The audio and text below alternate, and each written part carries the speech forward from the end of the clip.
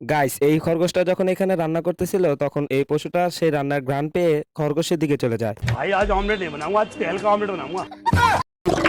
যখন খরগোশটা পাতিলের ভিতর সবজি দিচ্ছিল তখন পশুটা খরগোশটাকে ঢুকিয়ে দেয়। भाई आज ऑमलेट नहीं बनाऊंगा, आज तेल का ऑमलेट बनाऊंगा। मैंने कुछ नहीं किया। আমার আসল পরিচয় পাইলে তুই খারায় মুইটা দিবি আমার মাফ করে। मैंने कुछ नहीं किया।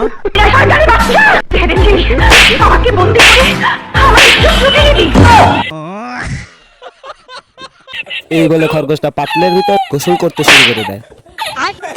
তারপর পশুটা লুচামি করে গোসলখানায় ফুচ্চি দেয়। बाल बाल पक गया रे देवा।